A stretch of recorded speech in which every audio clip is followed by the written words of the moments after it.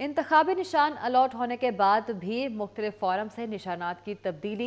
इंतखाबी निशानात की तब्दीली से इंतखाबात में ताख़ीर का खदशा पैदा हो गया है।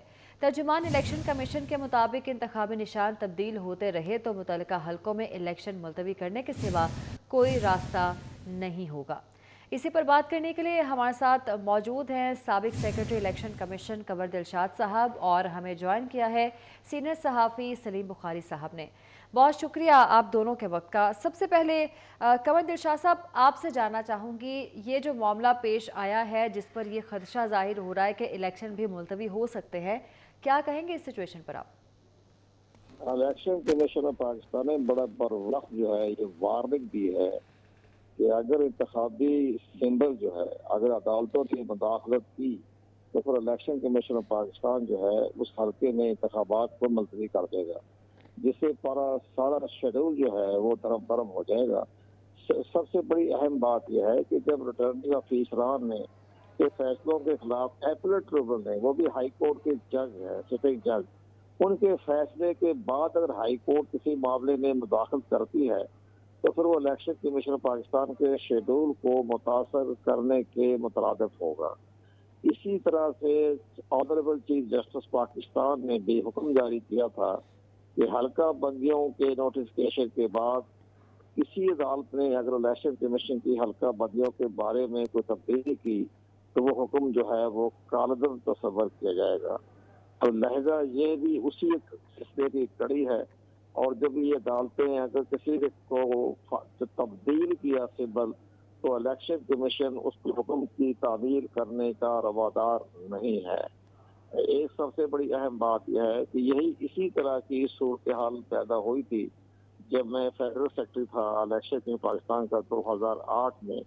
तो बेनजीर भुट्टो साहब के वाक़े के बाद एक ऐसी सियासी जमात थी जिसके लोगों ने अपने सिंबल तब्दील करने की कोशिश की। मसलन नाम मैं ले लेता हूँ, पाकिस्तान मुस्लिम लीग क्यू के बहुत से अरकान जो उम्मीदवार थे उन्होंने पाकिस्तान मुस्लिम लीग का टिकट हासिल करने की कोशिश की, और जब उनको टिकट मिल गया और हमारे पास वो आए कि हमारा सिंबल तब्दील कर दें तो इलेक्शन कमीशन ने उनकी दरख्वास्त को मुस्तरद कर दिया था, क्योंकि बैलेट पेपर भी शाया हो चुके थे। ये सूरत हाल अब पैदा हो रही है कि अगर कोई मौसमी हालात के मुताबिक कोई तब्दीली कर रहा है या जिनको बैलेट पेपर के निशान जो इंतखाबी निशान दिए गए हैं वो आम इंतखाबी निशान है जो उनके मिजाज के मुताबिक नहीं होते, तो वो तब्दीली करना नामुमकिन है। सब्र करें, आज फरवरी नजदीक आ रहा है और गैर मुल्की प्रिंटिंग गैर मुल्की कागज है, जर्मनी से कागज मंगवाया गया। अब ये तमाम इसको कागज भी ज़ाया होगा, पैसा भी ज़ाया होगा, वक्त भी ज़ाया होगा। तो इलेक्शन कमीशन का फैसला बड़ा दुरुस्त है। 2008 में हमने खुद फैसला किया था, मेरे 10 दिनों से आरोप जारी हुआ, तो ये फैसला बिल्कुल दुरुस्त फैसला किया। सलीम बुखारी साहब, आप क्या समझते हैं कि क्या ऐसा पॉसिबल हो सकता है कि इलेक्शन इस सारी सूरत हाल के बावजूद भी मुलतवी हो जाए?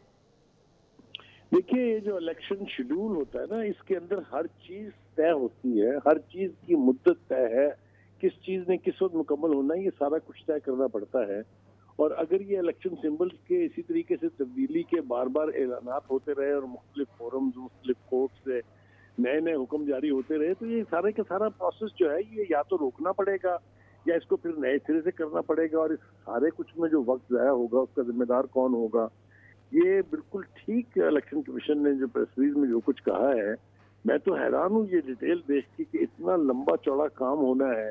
पिछले इलेक्शन के मुकाबले में कम से कम 3 गुना ज्यादा जो है काम इस दफा होगा। आप देखिए कि इसके अंदर उन्होंने तफसील भी दी है कि पिछली दफा जो है 2018 में 220 मिलियन बैलेट पेपर छपवाए गए थे, जबकि इस बार 260 मिलियन बैलेट पेपर छपवाए जा रहे हैं। तो जब ये सूरत हाल इतनी गंभीर हो और उसमें फिर बार बार थोड़े थोड़े वक्फे से तब्दीलियां होती जाएं, तो सारे का सारा शेड्यूल जो है वो तलछट हो जाएगा, और फिर कोई ये जिम्मेदारी लेने के लिए तैयार नहीं होगा कि इलेक्शन क्यों लेट हो रहे हैं। फिर उसके ऊपर तनकीद करने के लिए 1 मिनट नहीं लगाया जाता, लेकिन जिस तरीके से बार बार सिंबल चेंज हो रहे हैं तो ये प्रोसेस कैसे मुकम्मल होगा। और अगर ये सिलसिला जारी रहा तो यकीनी तौर पर इलेक्शन वक्त पे होते मुझे दिखाई नहीं देते। ठीक है, सलीम बुखारी साहब और कंवर दिलशाद साहब हमारे साथ मौजूद थे। आप दोनों के वक्त का बहुत शुक्रिया।